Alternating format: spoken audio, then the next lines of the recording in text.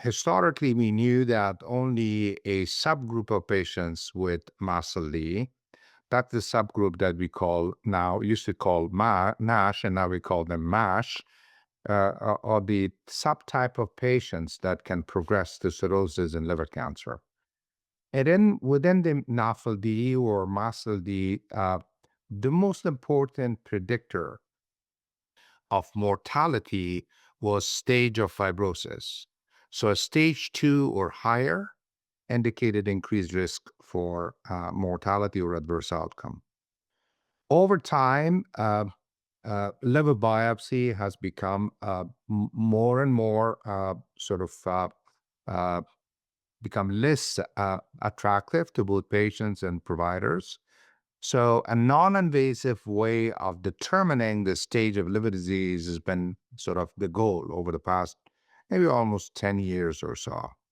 And that's where the NITs started to develop non-invasive tests that can tell us about the stage of liver disease, but really to be a surrogate of long-term outcome of mortality. In that context, there really are three groups of NITs. Those that are based on clinical algorithms, and probably the best one is what's called FIB4. The second type is based on blood tests. There is one blood test that's approved called Enhanced Liver Fibrosis or ALF test. There is another one called PRO-C3. And then there are a number of imaging modalities. These imaging modalities can measure liver stiffness, which is not fibrosis, but it's a surrogate, and also measures the amount of fat in the liver. The one that's most commonly used is vibration-controlled transient elastography, but there are other modalities like shear wave elastography. The most accurate type of liver stiffness measurement is with MRI, called MRE or MR elastography. Most recently, they have combined clinical data, some of these different types of non-invasive tests, to develop combination tests. The first one was something called FAST score, which included liver stiffness and CAP, which is the fat content from transient elastography. With AST, it gave you both an idea about stage, but also activity. There are more advanced type of these combination tests. Probably the one we're going to talk about a little bit more is Agile 3 and Agile 4. So over these periods of time, these NITs were first established on a liver biopsy to see if they're accurately predicting the stage that we want to look for. But more recently, there is also data to suggest that these NITs predict outcome as well as liver biopsy, and maybe sometimes even better than a liver biopsy, which makes them ideal for clinical use and also for use in clinical trials.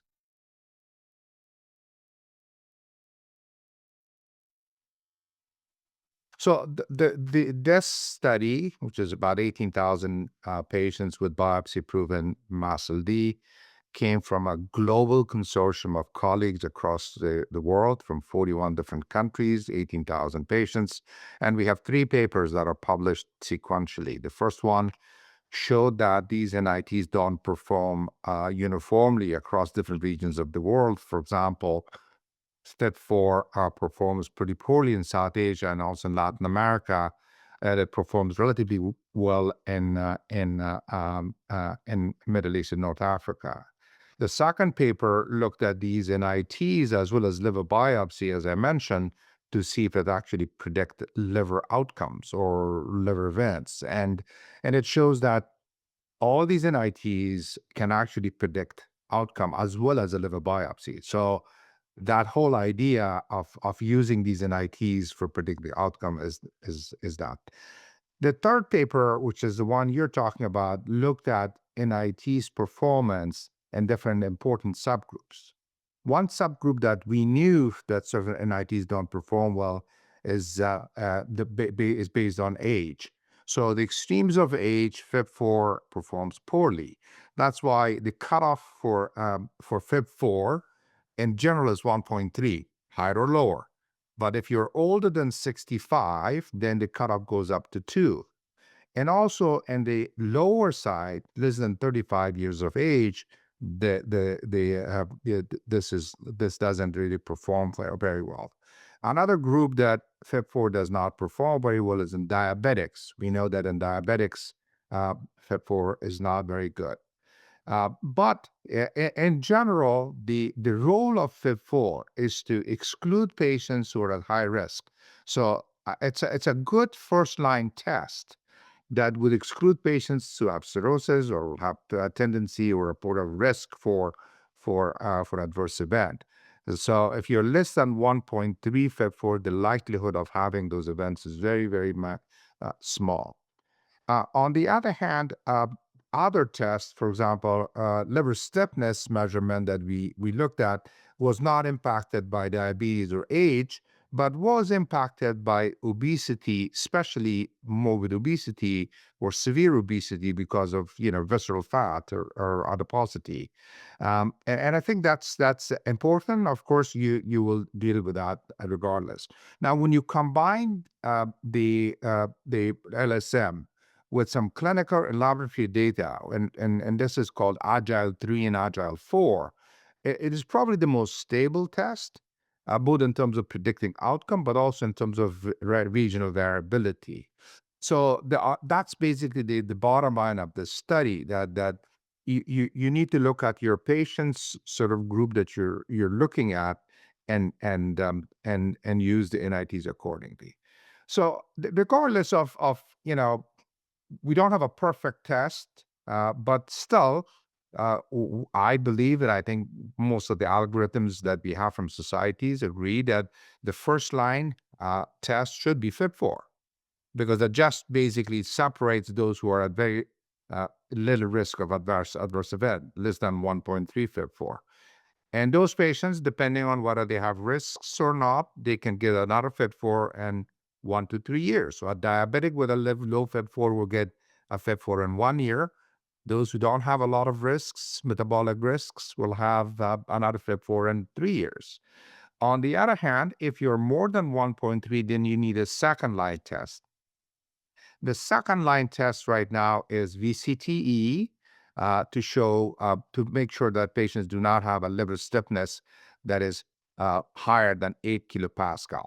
So 8 kilopascal liver stiffness or lower will put you at low risk, and you just need to follow those patients. When it's higher, then those patients need to basically assessed by hepatology, gastroenterology. Now, the VCTE may not be available. So what is a blood test you can do? That's the enhanced liver fibrosis or ALF test. And in my view, if you have an ALF test of 9.2 or 9.0 or lower, those patients are at low risk. If you're between 9.2 to 11.3, then that's where is the sweet spot that these patients can actually go for consideration for treatment and other tests. So there really are three important use for these NITs. One, to risk stratify patients at baseline.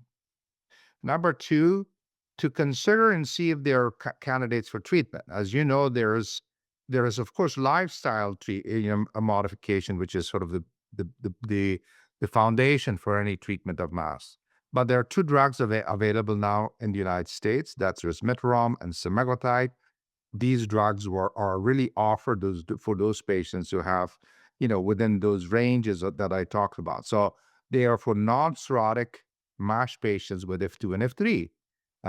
So in that context, you don't need a liver biopsy, but you can use a fibroscan or an ELF test. So if a fibroscan is somewhere around 8 to 15, then you can at least consider those patients for treatment. Even 15 to 20 can still be considered if you support with a second test. More than 20 kilopascal stiffness, such as cirrhosis, so you're not supposed to treat those patients.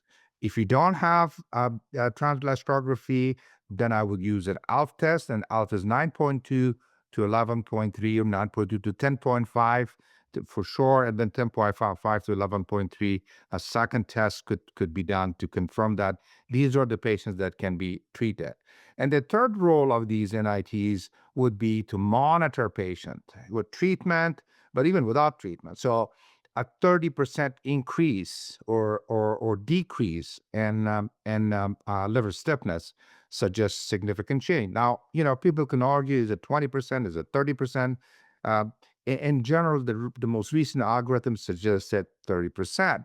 So a 30% reduction after a year of treatment with semaglutide or resmetirom, I would say that that's significant improvement of potential outcomes. Now we don't have outcomes data for these studies. For ALF test, it's a score. It's a score of 0.5. So if a 0.5 decrease in the score, that means that the patient is actually responding. So these are the three major sort of areas of application of these NITs in clinical practice.